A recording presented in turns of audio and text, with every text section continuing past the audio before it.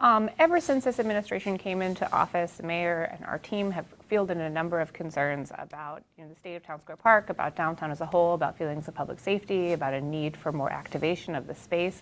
And so we have a multi-pronged approach that's going to take place over the next few years. And the first phase is what you're seeing right now, which is just an initial cleanup. We have been painting over some graffiti that's been in the park for a period of years. We have been taking down some trees to open up some sight lines. Part of that is also a precursor to a project where we're going to be installing some security cameras in the park to enhance the safety in the park.